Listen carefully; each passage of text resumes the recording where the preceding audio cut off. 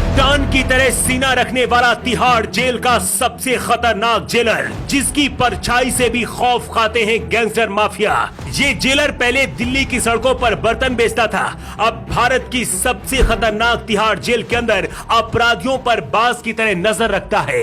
इस जेलर की रिवॉल्वर से भी ज्यादा खतरनाक आंखों में लगा ये काला चश्मा है, और इसी काले चश्मे की वजह से अपराधी धोखा खा जाते हैं। तिहाड़ जेल में जब भी कोई बड़ा ऑपरेशन होता है, उस दौरान सबसे पहले इस जेलर को बुलाया जाता है। 58 इंच का सीना लेकर अपराधियों की जिस बैरक से जेलर निकलता है, आसपास की 10 बैरक के अपराधी भी सदमे में चले जाते हैं। कहते हैं तिहाड़ की दीवारों से भी इस जेलर के डर और खौफ की आवाजें आती है। जब भी किसी बड़े अपराधी को तिहाड़ की जेल में बंद किया जाता है, वो भगवान से दुआ करता है कि सीधी मौत भले आ जाए, लेकिन इस जेलर दीपक शर्मा से सामना ना हो। निर्भया कांड के अपराधियों को फांसी के फंदे तक पहुंचाना हो, या फिर देश के सबसे बड़े महाठग सुकेश चंद्रशेखर को काबू करना हो, जब भी तिहाड़ में कोई संकट आया, तब इस ऑफिसर को भेज दिया जाता है। सबसे खास बात यह है कि जेलर दीपक शर्मा अकेले ही 2-4 अपराधियों को हवा में टांगने की ताकत रखते हैं। इनकी कैद से अपराधी भागना तो दूर, सोच भी नहीं सकते हैं। लेकिन कभी दिल्ली की सड़कों पर बर्तन बेचने वाला लड़का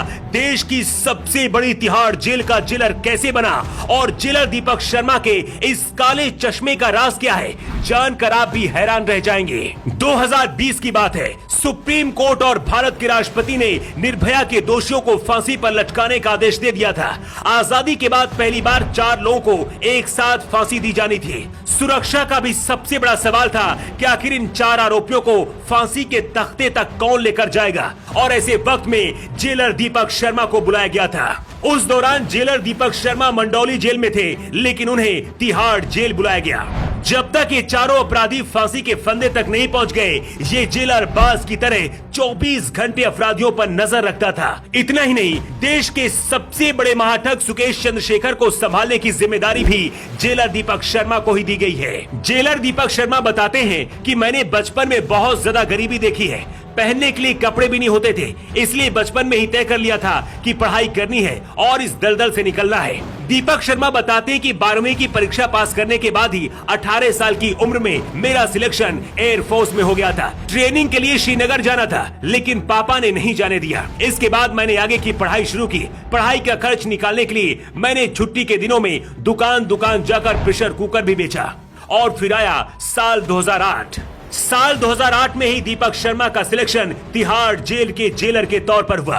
2008 के बाद जेलर दीपक शर्मा की जिंदगी पूरी तरह से 90 डिग्री घूम गई। कभी दुबला पतला सा दिखने वाला लड़का भारत की सबसे खतरनाक तिहाड़ जेल का सबसे फौलादी जेलर बन गया। जेलर दीपक शर्मा बताते हैं कि 2012-13 की बात है। उस वक्त सिंघम और दबंग जैसी फिल्में आई थी, जिसमें पुलिस को एकदम फिट हट्टा कट्टा दिखाया गया था। मैं उस वक्त बहुत दुबला पतला था, इतना दुबला पतला कि शर्ट भी ढीली ढाली हुआ करती थी। दीपक शर्मा कहते हैं कि इसके बाद ही मैंने सोचा कि रियल लाइफ में कोई पुलिस वाला सलमान अजय देवगन जैसा क्यों नहीं हो सकता है। इसके बाद ही मैंने अपनी बॉडी पर काम करना शुरू किया, और कुछ सालों के अंदर ही मेरी बॉडी ऐसी फौलादी बन गई।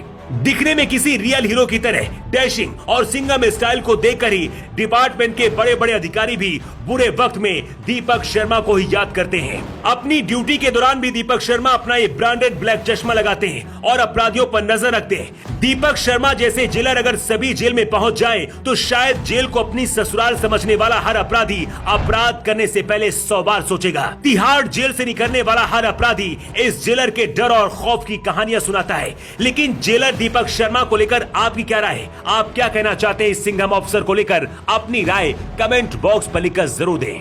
न्यू टाइम्स के लिए ब्यूरो रिपोर्ट।